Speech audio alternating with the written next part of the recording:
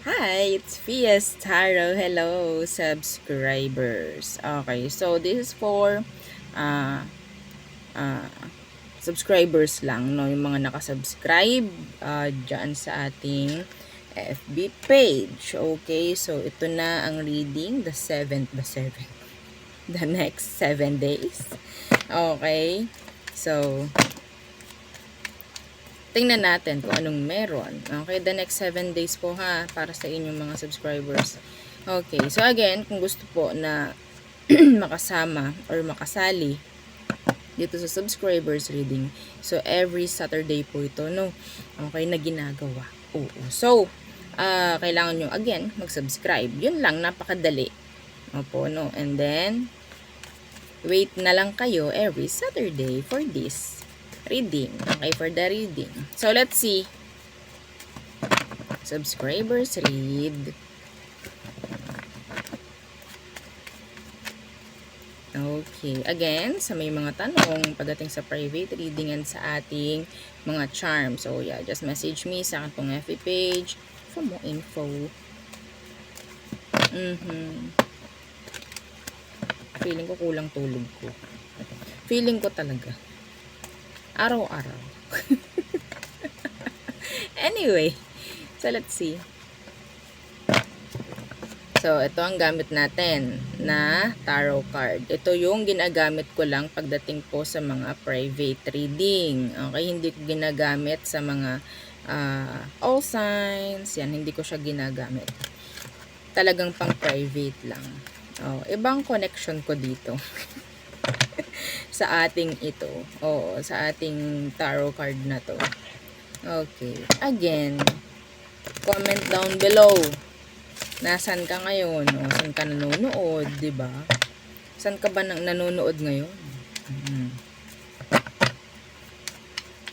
Okay. Subscribers, the next 7 days. The next 7 days. Kuha tayo ng 6 muna. And then, tsaka natin basahin isa-isa. Subscribers. Okay. 1 and the 2 and the 3, 4, 5 and the 6. At the bottom of the deck is the Page of Swords. Mamaya, tingnan natin. Okay, let's see. Ano tong meron? Page of Swords could be communication. Okay, or maybe important communication. Nandyan rin yung energy ng stalking. Okay. So, tingnan natin ano tong first card mo. The Six of Cups. So, si Six of Cups, may chance na this is an energy of somebody from your past. Meron iba dito makakatanggap ng mensahe from a specific person na pwedeng naging, sabihin nating, malapit sa'yo, sa puso mo, sa pamilya mo, mga ganyang bagay. Yes, sasama natin yung ex mo. Pilay ko talaga hindi pantay, nakakainis. Anyway, so Six of Cups. Iba dito may nakakamiss sa'yo. Pwedeng merong kukumusta. It's like napaka-random. Kukumustahin ka lang bigla ng taong yun. Okay. Next, King of Swords. So, si King of Swords.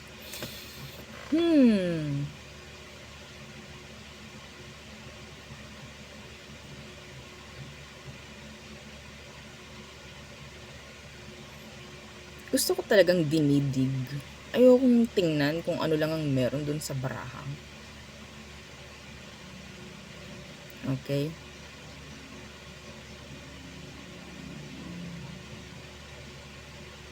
So, it's like, sabihin nating pagiging transparent, pagiging present nung energy na to. Okay?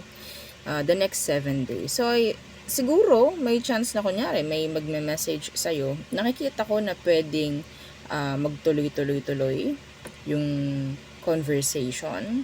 Okay? So, sabihin nating everyday, may ganun. Meron din ditong energy na pwedeng merong something na ibibigay. Could be a closure, a message, or a message in general, a closure, an answer, clarity, for some of you. Okay? Lalo na, yung iba dito na sabihin nating nakakapag-move on na from an ex. Okay? So, I don't know kung tatarak na naman sa inyo yung mga mangyayaring yan the next 7 days. Okay? 7 of Pentacles in the reversed. Masasabi natin, ay, wala na akong pakialam dyan. Kahit ano pang sabihin mo. Kung nagbigay ka man ng closure ngayon, wala na akong pakialam dyan kung anong meron. Parang hindi ko naman na kailangan. This is just a waste of time. Parang ganyan. Okay?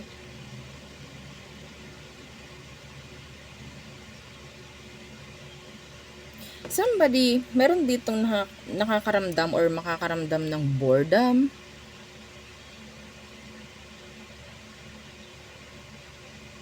Don't know why. Boredom. Okay? 7 of Coins in the reverse. Okay. Iba rito, may chance na merong makakatanggap na ng bayad. Meron ng babayaran the next 7 days. Yan ang gusto natin eh. Oo, yan yung energy na meron pa dito. So, claim nyo yan. Okay? Comment down, I claim it. Yes. Claim nyo agad to. And yeah, share nyo tong video para, yeah, diba? Marami rin. Kasi syempre, kahit ano to kahit sabihin nating subscribers rin, yung iba talaga nanonood pa rin nito. No? So, para ma-claim yung energy, para mas marami ang makaalam, mas makakatulong sa pagmamanifest. No? Okay? So, next, the 9 of Swords in the reversed.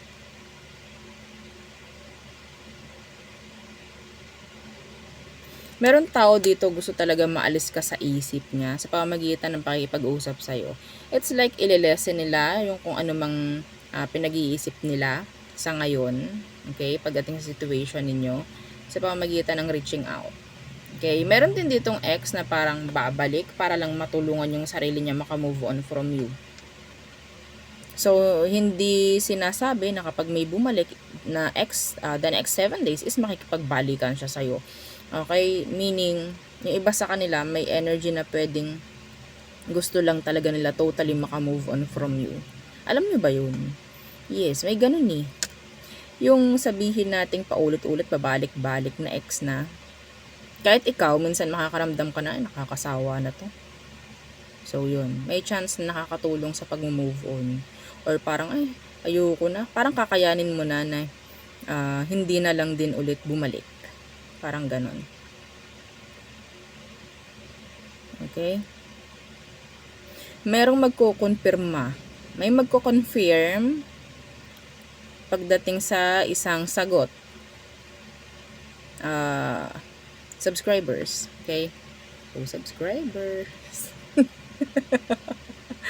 Okay? For subscribers only. O, diba? Hawakan ko na lang para hindi na magtanong, Madam, ano pong reading yan? Subscribers.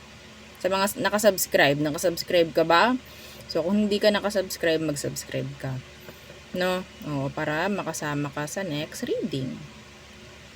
Okay? So, next. The 10 of Cups. I'm hearing recognition, occasion, celebration for some of you.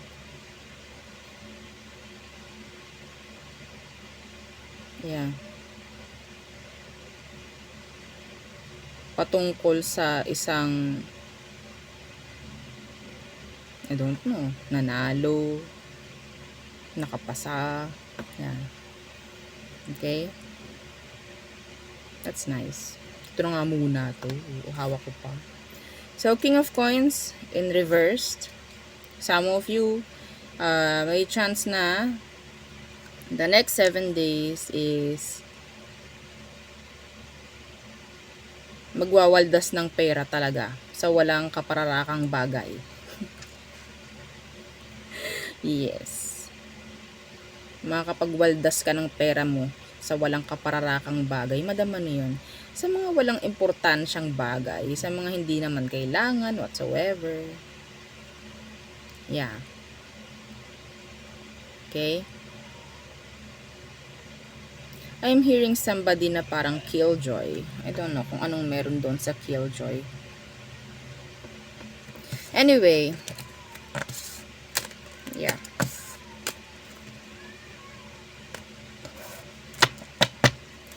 Next, tingnan natin second spread for you. Subscribers.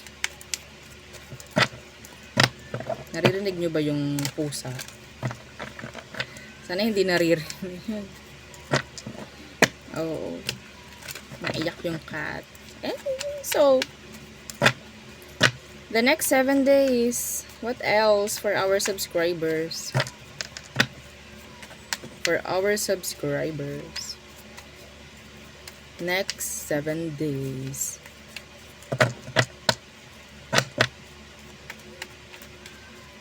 Okay. Let's see. 1, 2, 3, 4, 5, and 6. At the bottom of the deck is the Empress. Empress. Page of Coins. Maraming delays. Ako nakikita delays or pwedeng masasabi nating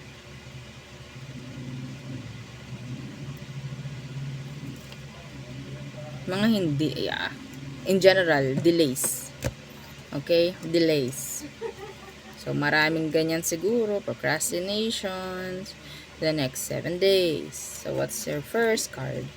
The Lovers. Could be a Gemini. There could be something pagdating sa isang connection na pwedeng sabihin natin hindi matutuloy the next 7 days. Kung ano man yan, pinag-usapan nyo, plano nyo, kung ano man, delays. Magician. Resurface, resurfacing, connecting, reconnecting, manifesting. Some of you, minamanifest ka ng isang Virgo, ng isang Gemini. I think they're like delaying things pagdating sa'yo. Yung iba sa kanila, pwedeng may mga gustong sabihin pero hindi nila yun pinipili or hindi nila yun ginagawa. May mga chats na kailangan isasend na lang pero hindi nila isinesend. Okay, so yeah, they're stalking you. They're watching you. So ito yung kanina, no? Ito yung card natin kanina. So yeah, meron ditong nagmamanifest sa'yo. May sabihin natin gusto nila ng connection in general with you. Could be romantic, partnership, yan, mga ganyan.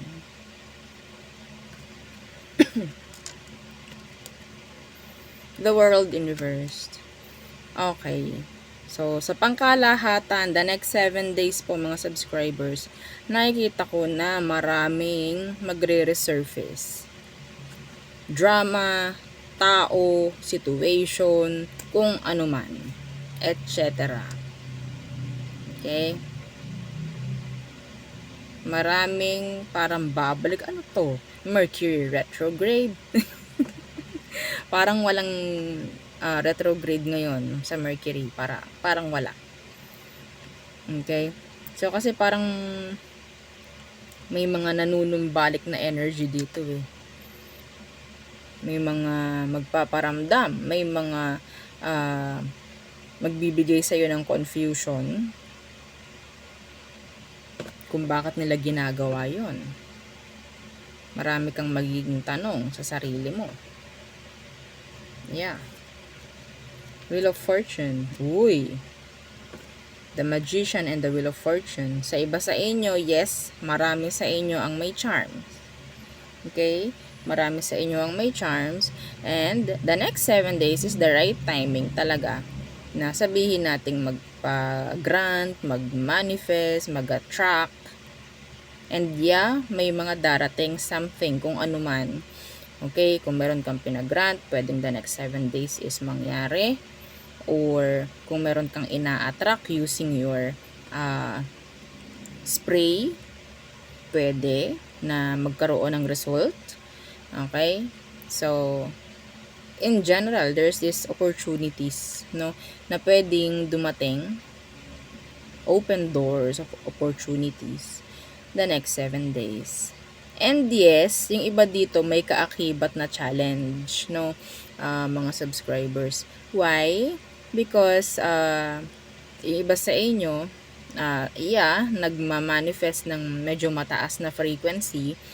So, titingnan ni universe kung ikaw ba ay nakapantay doon sa inyong minamanifest.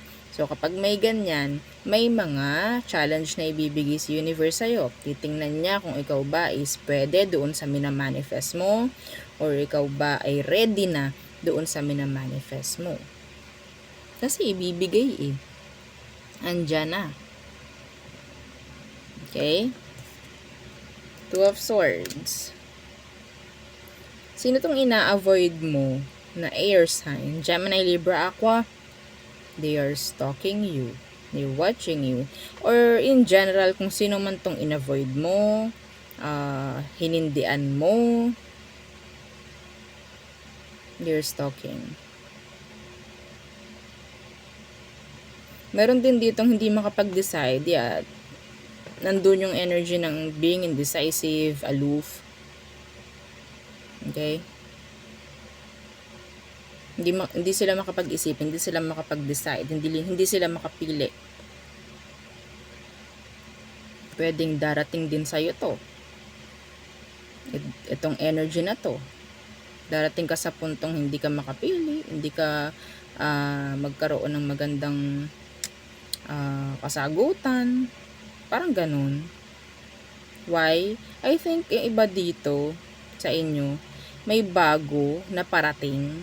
And sabihin natin medyo hindi kayo magiging comfortable, no, doon sa darating na to.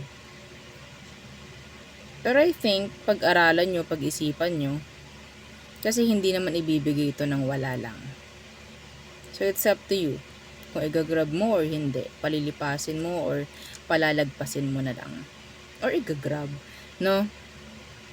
Maganda to, higher frequency or high frequency itong parating. So, makikita mo tong, naku, nakakatakot, naku, parang hindi ko kaya. Ganun naman lagi. Oo, ganun naman lagi. No?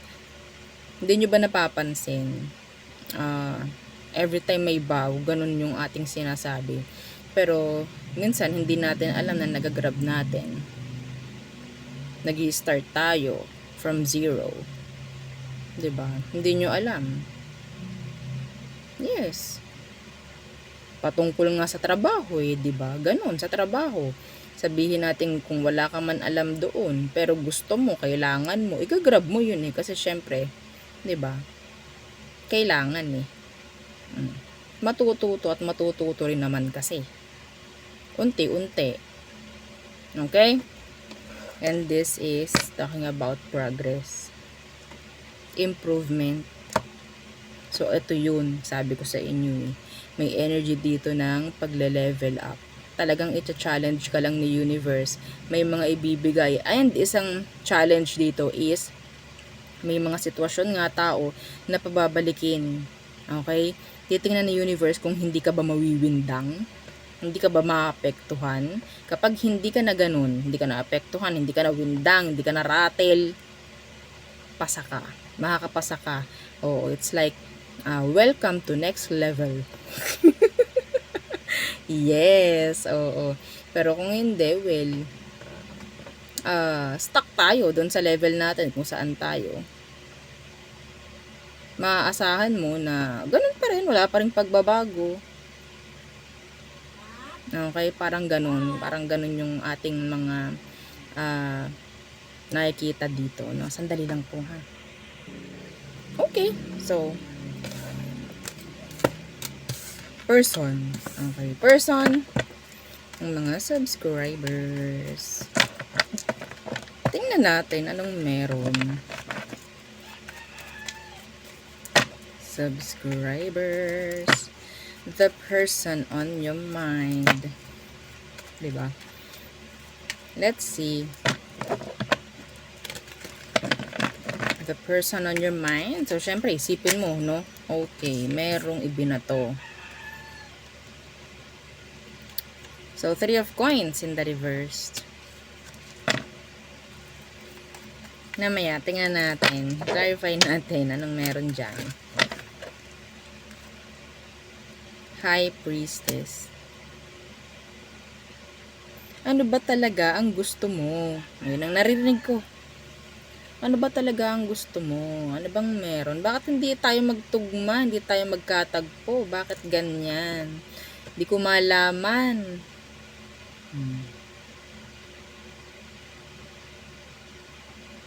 Madam, bakit ganun? Parang ginagawa ko naman yung sa tingin ko na kailangan, pero parang umaayaw siya. Parang tingin ko may something pa rin. Talaga naman. 10 of coins in reverse. Iba sa inyo, pwedeng ang drama sa buhay ninyo ay pera. Commitments. Okay? May nakatago sa iba. Pwedeng sa workplace. Pwedeng issue nyo dito is meron kang iniisip something pagdating sa person mo sa workplace. Meron siyang hindi sinasabi, may mga tinatago siya or what. May nawawala na ng interest or ng passion unti-unti. Madam, bakit ayaw mo pang sabihin may third party? Wag na, alam nyo naman eh. Oo, alam nyo naman. Okay.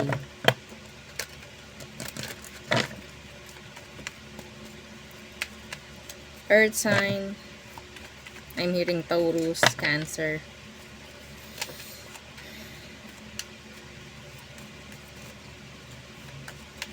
Ano bang sitwasyon nyo ngayon?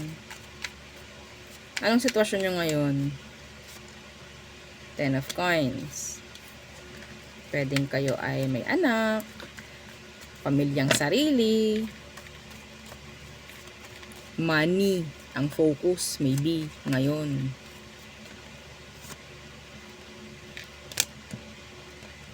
Kulang. Meron ng kulang. Meron ng nagkukulang. Meron na ditong masasabi nating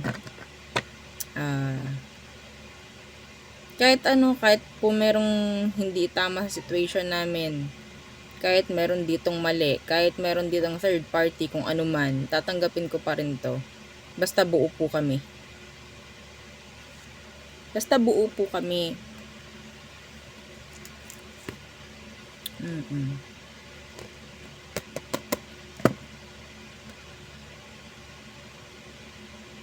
Masyado kang pinag-iisip nitong taong to. Masyado kang pinag-iisip. Na-stress ka na. Oo, kahit ako. Na-stress ako, oo. Gusto bang malaman kung talaga ba na committed pa rin, mahal ka pa rin ng person? Let's see their emotion. Their emotion deep down.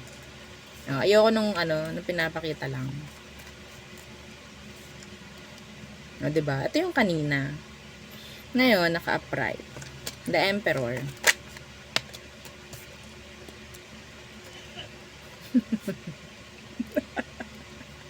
Kitang-kita, raw na raw ang reaction, diba? The Queen of Wands in the reverse. Siya ang nasusunod dito. Wala kang boses dito.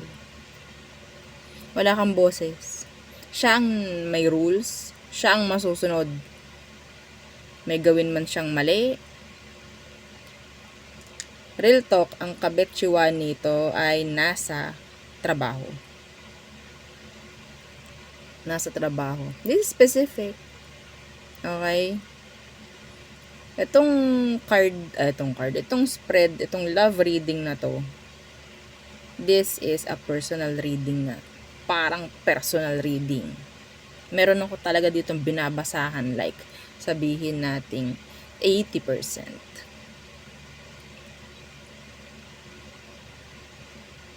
Okay? Wala kang magagawa dito.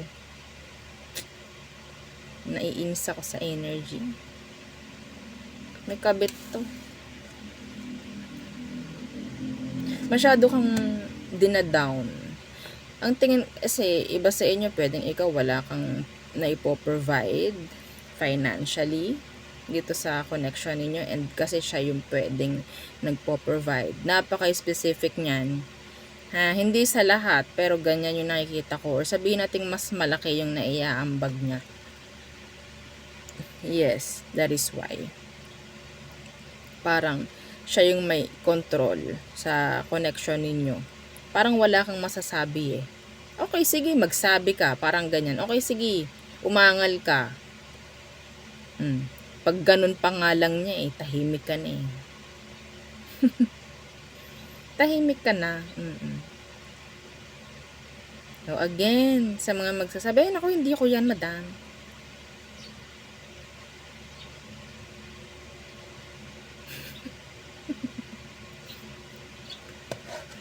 Oo. Okay?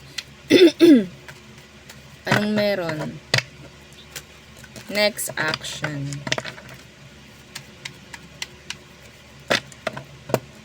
Malakas ang loob niya kasi siya yung nakakapag-provide. Some of you, wag tayong tumingin sa gender, no? Okay, some of you, yes. Pwedeng kung ikaw lalaki, na binabasahan ko dito at nakaka-resonate ka, pwede naman kasi yung person mo, I think, kung babae nga yung person mo, medyo may pagka, sabihin nating, pagka-masculine. Okay, like siya yung nagro-rule. Yeah. Dominant. Parang alpha. Parang ganon. Okay? Pero mali eh. Dinadaan niya sa pera, dinadaan niya sa kung anong meron na ipoprovide niya sa inyo. Wala kang gagawin kundi sumunod sa akin dahil ako ang bumubuhay sa inyo. Wala kang karapatang magsabi kung anong kailangan kong gawin. Oo. Ganun ang nakukuha ko sa taong to. Whether babae, lalaki, kung ano man ang gender niya, I don't care. Okay? So, ano tabang antok ako? Oh, medyo antok pa ako. Anyway.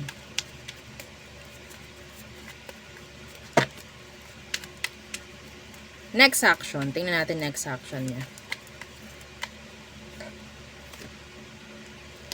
Page of Swords. Manita. Manita ng manita ng manita. Knight of Cups. Para meron siyang dahilan. Ang mahirap dito, kaunting mali mo, palalakihin ito. Kaunting mali mo, palalakihin ito. Sisitahin ka lagi ng sisitahin.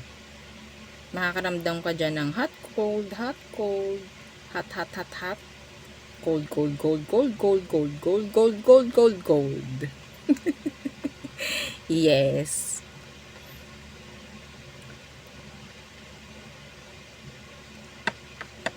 Inconsistent. Kahit sa conversation, may chance nga na darating darating yan sa galing work. Parang hindi na kayo mag-uusap, naka-cellphone na lang yan. Yeah. No intimacy here. Umuwi na lang maybe Sabihin natin pwedeng kasal kayo o may mga anak kayo. Akala mo napakahusay niyang tao. Pero sa likod, oo, ng camera. Ang dami niyang sabihin nating nakatagong baho. Ganon. And ikaw lang din siguro ang nakakaalam nun, or itinatago mo na lang din sa iba para hindi siya makita ng ibang tao na sabihin nating pangit na kakonect, or iniiwas mo na lang din siya sa gulo. Nakakainis. Okay. Anong advice? Do you want advice? Anong advice? For the subscriber, na nakaka-resonate. Nakaka-resonate ka na ba? Comment down, resonate. Kahit sabi, kahit mas maganda, walang makaresonate. Oo. Mali na lang tong reading na to. Mali na lang. Oo. Advice for you na naka-resonate. 5 of coins. Kaya mo ba yun? 5 of coins. Leave the situation. Leave the person behind. Madam, hindi ko kaya eh. Kasi financially, hindi ako stable. Hindi ako okay. May anak kami. Kaya ko naman magpakamartir na lang ako.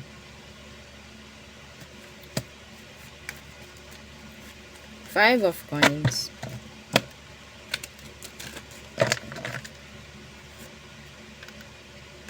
Queen of coins in the reverse. Manahimik na lang. Ayan o. Bakit ganon? Queen of coins in reverse. Ay, hindi ko kaya. Ito yun o. Hindi ko po kaya.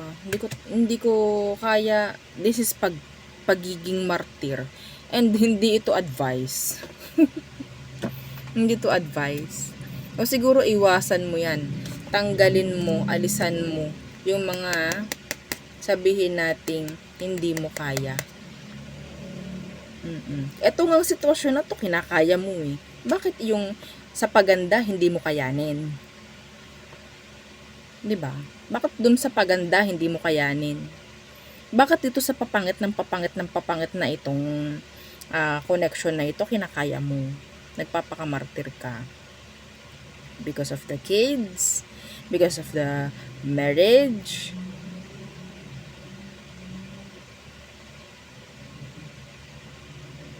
It takes two to tango.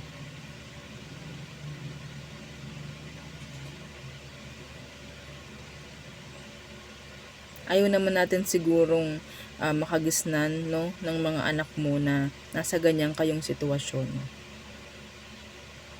Baka mamaya paglaki niyan, nakatatak sa isip niya na ay ganun yung aming kinalakihan. So siguro tama yun. Ayaw mo sigurong maniniwala yung anak mo sa ganyan, na tama yung ganyan. No? Tama yung pinapakita ng partner mo sa'yo.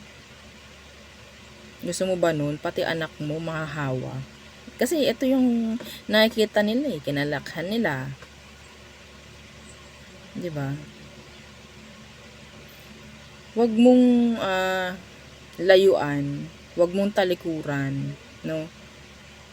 Yung mga sabihin nating dapat na ginagawa mo.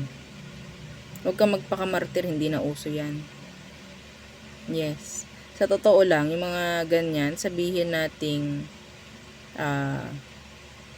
masyado ka na lang din sigurong nalason. Oo, yung utak mo nalason ng taong to. Sinasabing, ay, hindi mo kayang wala ako. Nilalason ka lang. Yung utak mo nilalason lang nito. Maniwala ka sa akin. Hindi mo kakayanin na wala ako. Naku, sila yun. Sinasabi lang nila yun para ikaw ay matakot. Yes. Ikaw yung matatag dito, oh. Tinatanggal lang niya yan, binubulag ka lang niya. Okay? I don't like this. I don't like this. Anyway, so yun ang aking reading for you, subscribers. Again, yeah, don't forget to like, share, and subscribe, and follow our FB page and sa nating YouTube channel na nasa description box below. Again, thank you. Goodbye.